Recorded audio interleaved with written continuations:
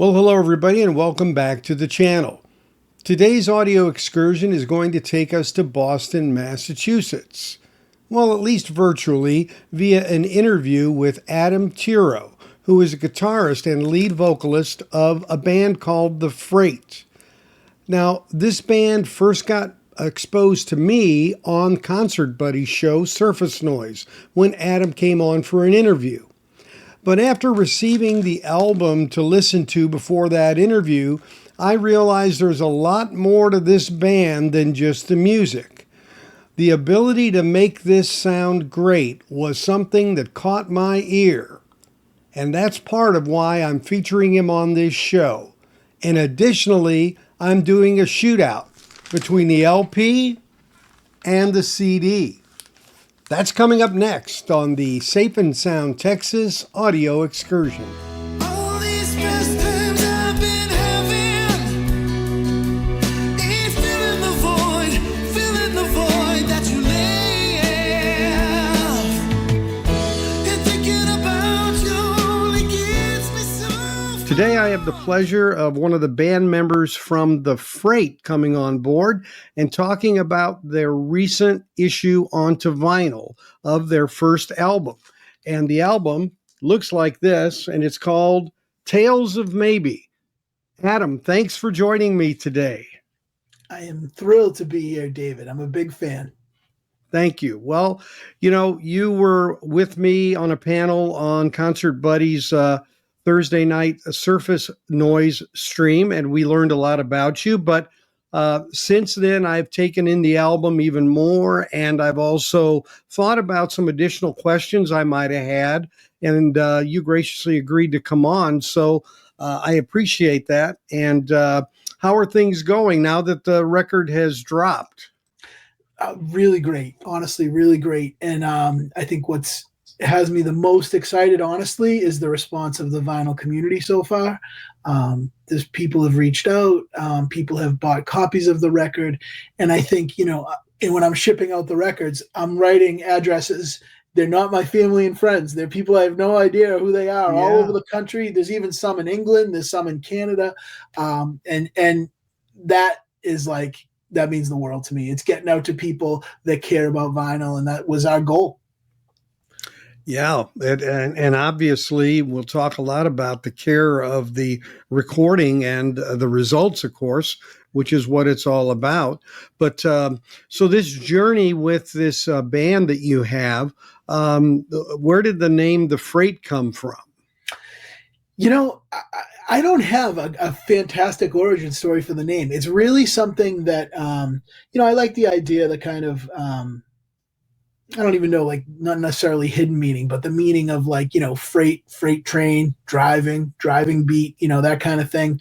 I thought it was pretty unique. I thought it was something that, I hadn't really heard of before, that was simple, that explains the band itself and what we're trying to achieve. It sounds kind of rock and rolly to me, which is a thing, so naming a band's important, and it's one that's stuck around that we really like. Great.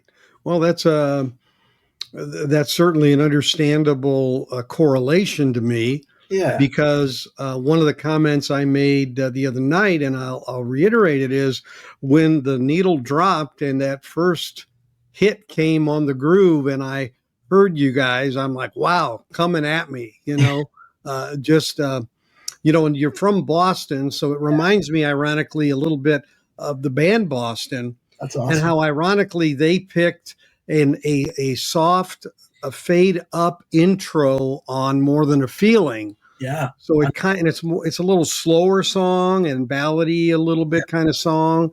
And then you get into the other stuff and it really just rolls you. So you guys were rolling right out of the box, which I think was a great introduction. It was a great introduction to the quietness of the vinyl. It was a great introduction to the dynamic range and the sonics of the recording, and the fact that it was a great pressing by Fidelity Records. So all of those things kind of just came at me really, the old saying about you can only make a first impression once, right? And you really did to me, hit me very squarely and kept my interest. And That's that's awesome. the thing. I mean, I think some bands or artists even don't think about that first track when they make a choice of where to put songs. Um, I've got two things that I really hate, and that's a weak first song, and that's a song that begins with the title when you start singing the first words of the title. I just, for some reason, that should be in the chorus to me somewhere. It didn't. I just have never liked it. Just I don't know what it is. It's a I get it. visceral thing, I get it. you I get it know. very much. Ironically, I know. I yeah, get it very much. It's track listing is important, in my mind too. And maybe that's like the sort of traditional album people in us, David. You know what I mean? But I yeah, think that it is very important. It is very important. And track listing and the playthrough of this whole record from front to back was very important to us. Something we put a lot of thought into. yeah. Well, that's good, and so it hits with the right tone and tenor, right out of the box, which I think is important because there's nothing worse than putting on a new album and you get, maybe there's a song or two you already know, and they're buried in the track somewhere, and you're wading through the waters of these first songs that aren't doing anything for you. Exactly, and you're kind of left, and it might not even be like when you talk about first impressions. It might not even be that like whatever they're doing for you is what they're doing for you, but you also want to indicate what you're in for, Right. right? Exactly. And Yep. like that's important, and to me it's important, and I think to people that listen to records it's important, and I think that's what can make like you said, you want to grab a listener right off the bat. And, that was definitely intent with, putting that song Opportunity first. That's definitely probably the most raucous tune on the record, but it also leads you into, there's a lot of signatures in that song that are elsewhere in the record too. So it's, it grabs, our intent was to have it grab attention and let so there's going to be some things coming in the future of this record, as you listen. Sure. And the other thing you gain going on the technical side is you've got that long groove on the outer side, which is a much more accurate cut, no inner groove distortion like you have getting closer to the center of the record. So you really can lay it out a lot, and then the cut is going to be more precise and accurate, and your playback is going to be more precise and accurate out there as that thing has a longer circumference to travel. So that's an interesting byline, I guess, to the fact that hitting it hard has an advantage from a sonic standpoint too. 100%. Yes. I considered that for sure. Yeah, but we're getting in the weeds, which Yeah. I tend to get in the weeds, but that's just the way it All good. is. We like that. All good. So talking about the band, but now the actual album title, and Mm-hmm. the thing is, I always notice too where people put the title on the cover. It's kind of like you got to observe all this, and you go, oh, Tales of Maybe I would have seen that, but so So what does Tales of Maybe mean? yeah. First and foremost, I want to give a shout out to our drummer Mark Lovern, who designs the artwork and for our band. He designed the logo. Nice. He designed the fonts. He just really designs the layout of everything, and including like a lot on the website stuff too. He's a graphic designer. He's also a sneaker designer, and he's designed some really big sneakers as well. And he's a super talented guy. He's the one who came up with that logo, the freight that makes it look like the front of the train. You know what I mean? Yes. So anyway, he's super talented. So I want to give him a shout out since you mentioned the design, but also with the Tales of Maybe, as far as like, I guess what that title means. I think it to me is something about when I write. Obviously, I tend to have it be about me, but I think I know that I've connected in my history of music and listening to songs that are applicable. I'm sure, Paul McCartney wrote something about himself, but it happens to be applicable to millions of people. You know what I mean? Mhm, And I mhm. think when I write about myself, but also generalities that aren't so uber specific to me that can relate to other people. And when I say Tales of Maybe, I think it's things that like could have happened in my life, things that did happen in my life, things that give little opportunities for offshoots here or there. If I made this decision here or that decision there, things about how I'm handling my emotional things that I'm going through, whatever that is. We all go through a lot of these things. And I do think that we're a lot more similar than we care to admit in our daily lives. And I do think that Tales of Maybe is kind of that thing of just like, yeah, I wrote these songs largely about me and my experiences, but we're all relatively have, at least we experience emotions in ways, you know what I mean, that you can discuss. And that, I think that's a kind of theme, I guess, of Tales of Maybe. Yeah. And then, you know, the thing is, the first track is Opportunity, right? And, you know, that has so many perspectives to it. You know, and when I thought of Tales of Maybe, I don't know why, but it struck me, and I guess I've had this thought more in life as I've gotten older. There just are events where if you take one moment and you say something different would have happened if what? If Right. I would have caught the red light instead of the green light. Absolutely. If I had not gone to this certain meeting and met my future wife, right? Absolutely. I mean, 100%, yes. Yeah. So you know, it's kind of like, I don't know why, but for some reason that kind of perspective drew me in to the thinking of that song, and you know, and to me that's really important when you can make a connection of some kind, and even if it's totally different than what the writer had meant personally for themselves, it still makes a connection for you as the listener. Absolutely. Absolutely. Yes. That's perfectly said. Yeah. Yeah. So I just, you know, I have to say that, you know, I can't say that a lot of records that I listen to hit me that way. That's For awesome. whatever reason, they don't. That means the world to me, David. Really. Yeah. So, but because I really want to make sure to share that with you, because some of this is things I wanted to say more on the show the other night, but you have multiple people, you want to give everybody a slice of time, Yeah. you know, what have you. So I think that, you know, to me, it's the opportunity tier is, you know, this record for an example. Yeah. One example of that. The opportunity is getting connected to the VC. You know, all these things really roll into one another, and they kind of snowball. So I didn't really look because I didn't buy the CD. I just bought the vinyl. The CD, does it have the same number of tracks on it as well? Yes, has the same number of tracks on it. It is the same master, but not the same. It's pre the analog step. So the CD obviously does not have the analog tape step. You know, we cut the lacquer from analog tape with Ryan K. Smith. That obviously the CD doesn't have the Ryan K. Smith analog tape step. However, we do have. See if I can get that. It's actually the same as the center label. And it's got a cool layout. Mark did a great job again with this, designing it. It's got the picture inside behind the CD case there. Oh, nice. The pictures on the back. So it's a little bit of a different kind of layout overall, but it's cool. And it's so we did use the same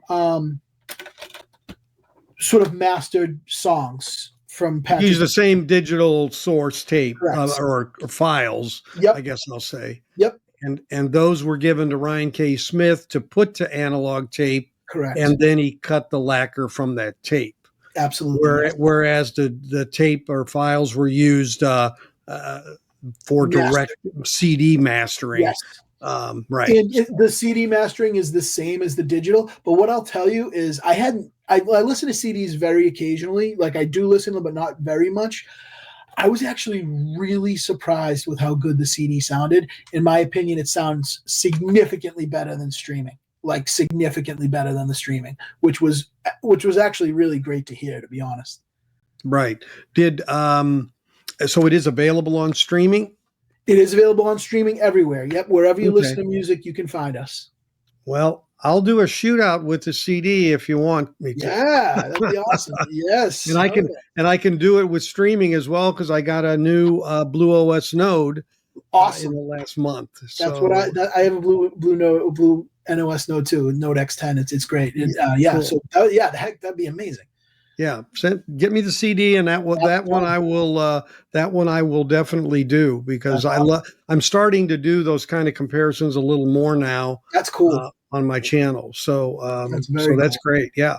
So that's a good way to get into hearing what differences there are, if any. Yeah. Now, did you have extra tracks that would have gone on potentially? I know on vinyl you want to be careful not to get anywhere beyond 20 minutes aside. Yes. Yes, we did.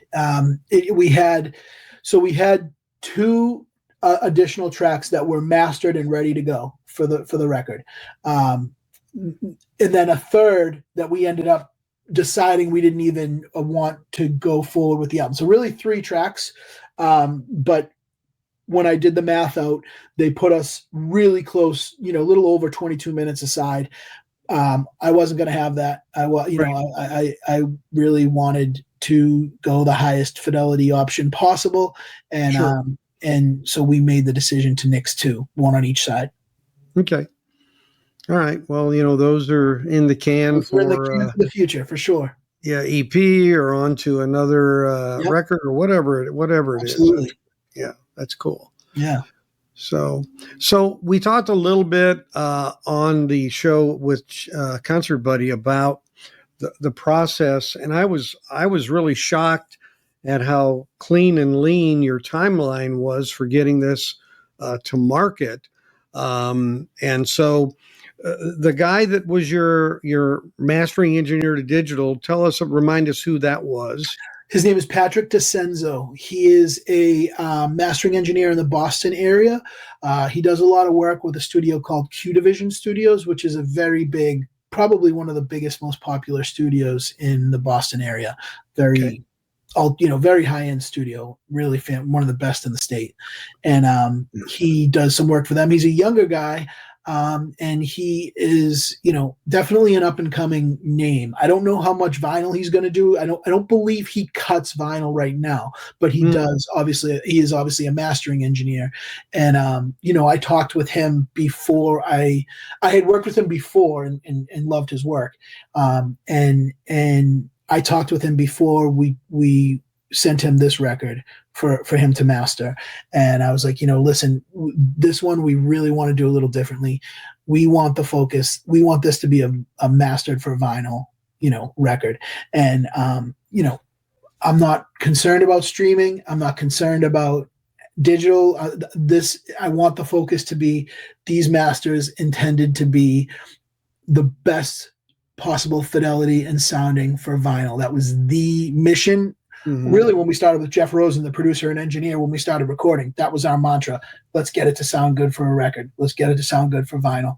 And I had those conversations. Me and Jeff worked very hard at that. And then Patrick, I relayed that to Patrick too, like, we got to get this to sound right. And I think he did a great job mastering. I really do. So we're talking, no brick walling. We're talking high dynamic range.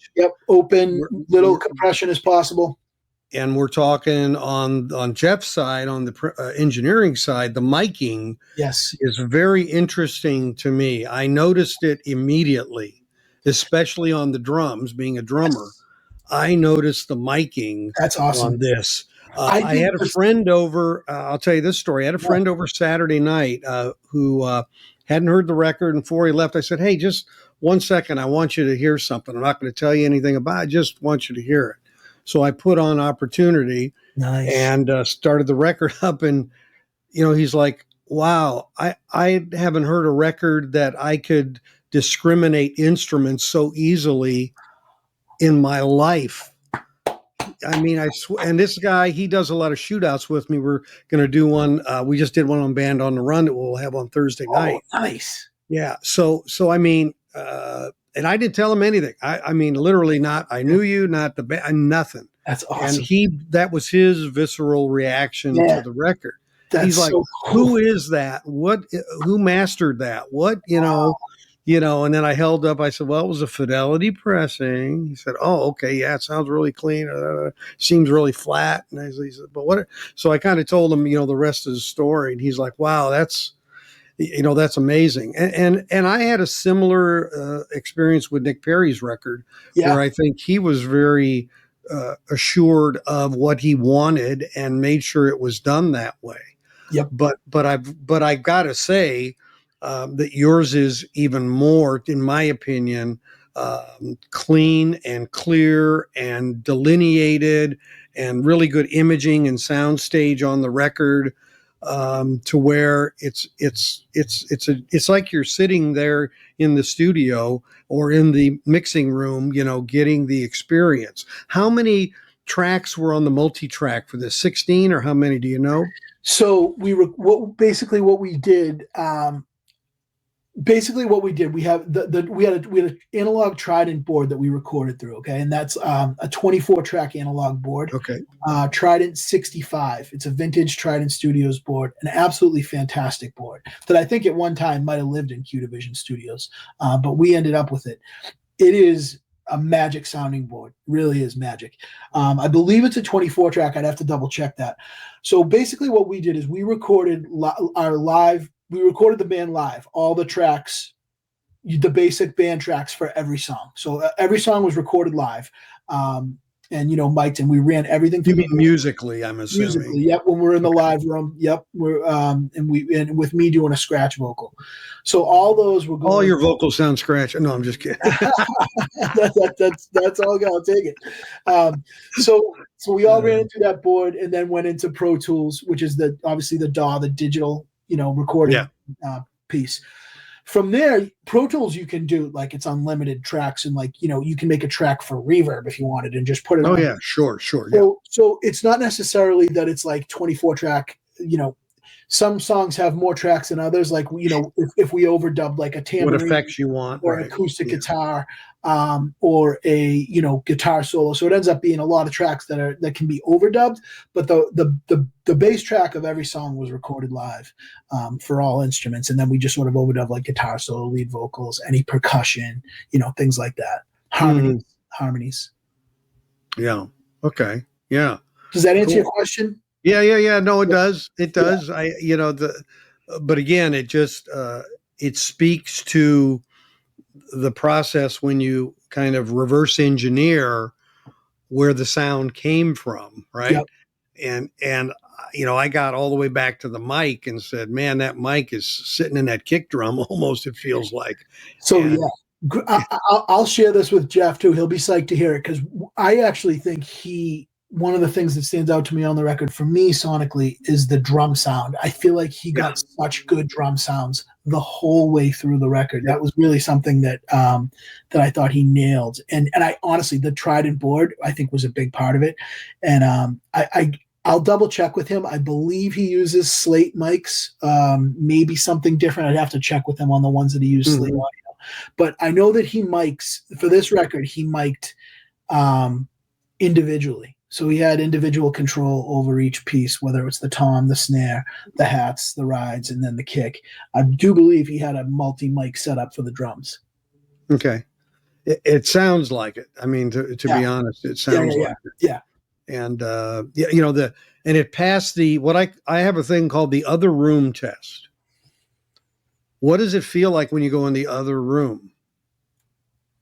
It was impressive, the other room kind of stuff. That's how I can judge it, because when you're in the room, you get you got the noise, you got the music of everything else with it.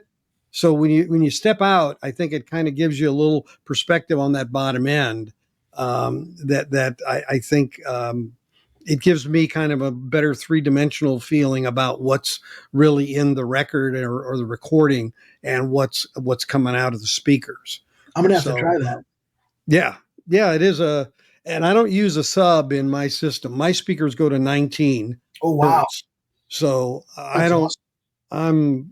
That's good. I use it in a 5.1 system, because it has its own channel. Sure. But on my 2-channel, I don't use a sub, because I really want that natural sound, the way it was recorded, and not some layering of emphasis.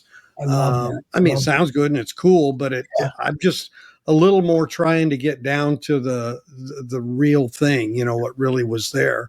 Well, that's great to hear. That's great to hear that like sort of worked with that setup too. That's awesome. Yeah, yeah, yeah. I mean, I don't get always into all of my little details that I do, but Yeah. I really kind of have evolved a process, and it really can bring me some metrics that are maybe not numerical per se, but they're telling a story about the recording, so to speak. Absolutely. No, You know. absolutely. So again, you got the digital tape to Ryan K. Smith at Sterling in what you said, March or so. Yes, I believe it was roughly early Marchish to Mhm. mid Marchish, and then he, I think I have it here. The test pressing was sent back to me. Actually, Was it so May 25th? this is April. Oh, April. Oh, sorry. Yes, can you see that, the 23rd or whatever? Yeah, let me make you big there, and we'll do that. There we go. That's the test pressing. How many did you just have? One made? We had 5. There's 5 test pressings out there. Each band member gets a test pressing. Each band member gets a test And your pressing. producer. We gave one to the engineer producer Jeff Yeah. Rosen. Okay. And there's also, so that's like when we had the test pressing, and you can see here I have the tape, and if you look right here, you can see this is when the tape was cut. Let's see if I make sure I put my finger in the right place. April 1st. You're fooling. No. Yeah. April Yeah, 1st. right, exactly. Yes, it was a Fool's Day. hilarious joke. So yeah, it's from early March to April 25th, we had test pressings, and then I want to say by May we had the records in hand. Production. And, That's a testament to Sterling. It's a testament to Fidelity. 100%. Yes. They They were so awesome to work with, both Ryan Smith at Sterling and Fidelity. Obviously, I'd never pressed vinyl personally before. I've worked with Sterling, Ted Jensen. He's mastered a couple of our songs. I know Ted. Yeah. Amazing. And so I knew how professional and amazing Sterling was. That was, never going to be in doubt. Obviously, I asked Ryan to take some videos, which he did. There's a few on my YouTube channel of him actually cutting the lacquer. Oh, I've got to check that out. Yeah, That's it's really cool. Nice. But then on the Fidelity side and the pressing side, there's a guy named Todd Curtis who I worked with. I guess he's like a project manager. He's the project guy, right? Yeah. And so, He coordinates everything. He was so good to me. He was so helpful. He was so like answering questions. He was on it with timelines. He was like upfront with everything. There was no issues, thank God. And like it was the smoothest process working with Fidelity. Honestly, it was amazing. I don't think an independent musician could ask for much more than the process with Fidelity. Yeah. I didn't feel like a small fish at all. And this is Fidelity. No, I get it. I get it. This is Fidelity who's pressing, Michael Jackson, sure. whoever else, you know what I mean? And like whatever, all those MoFi reissues, and like he's making me, telling me he's excited about the record, and like it was just really a great experience working with Fidelity. That's good. And 500, a relatively short run. Yeah. And they're still treating you like that. That's great. Well, the care they're giving to the product is very obvious to me. Everyone I've come across has been stellar. I just got Dreamboat Annie 2 days ago, and flat as a pancake, quiet. So the pressing definitely is stellar. So they're doing a lot of things right in the customer service side and on the manufacturing side. I feel like all the records that I have that have come out of Fidelity, the quality has been a step up. It's been great. Yeah. Adam's really an engaging guy and very open about what he's doing and how things were put together. I found it very interesting. And now as we're going to move toward the actual evaluation of the LP from a Sonics perspective as well as the CD, we're going to give you basically a relative shootout of how this came out. But spoiler alert on this one, I have to say, honestly, I have never heard an LP and a CD sound so close to one another sonically. I was really, really shocked. And as good as I felt the album was sonically, the CD had no digital artifacts. It really didn't have any of the things that occasionally can be annoying in that format. It was pretty obvious, and then thinking back to what Adam said about the production and engineering work that was done, that this was done all along to be able to have a good analog output. And it really, really shows. The transfer that Ryan K. Smith did to vinyl was extremely precise, given the digital source that he had, which is the digital source that's on the CD. So if you ever wanted to see a school in great practices and great outcomes, put aside the music, whether you like it or not, and I happen to think it's pretty darn good, this thing really shines. And to me, it's something that I, again, haven't heard that much parity between a recording in a digital domain and its vinyl counterpart before. Typically, there's some difference that's there one way or the other for the betterment or the worse, depending what it is. But this thing is straight down the line. And so you're going to see the ratings that I'm showing you. I mean, no need to peel across them because they're just stellar all the way up and down. I can't imagine how this could sound better. And I know I'm really going over the top, and it's true, though. I mean, I really believe that this is the pièce de résistance of things that I have heard. Now, yeah, I've heard UHQRs, and I've heard whatever, and I've heard a lot of different things, but this is very raw from the base of it being recorded organically and then done in a manner that honored the need for it to go to vinyl. This thing really shows what you can do when your heart is in the right place and when you put your money where your mouth is and you get the best mastering and the best production and engineering and you do it right and give it to a quality record pressing plant. I don't know who mastered the CD, but they did a great job as well. So this is one for the books, in my opinion. And for that perspective, that's where this album will sit on my shelf as a clear example to show people how good a record can sound and how good a CD counterpart can sound when the focus is right. So hats off to the people involved in this record up and down the line, because the vision you had certainly came to fruition. So that's it for today. I'll probably have a short part 2 interview with Adam as well coming out soon if you want to look at that with a few more topics we talked about. But as always, if you're not a member, please consider joining the channel. It's $4.99 a month. If you go to the homepage of my YouTube page and next to the subscriber button, you click on the join option. And if you're not a subscriber, of course, please click on the bell to become one. And a thumbs up or like is very helpful to the algorithm, and your comments are always appreciated. So for now, we say goodbye from the Safe and Sound Texas Audio Excursion. Take care, everybody.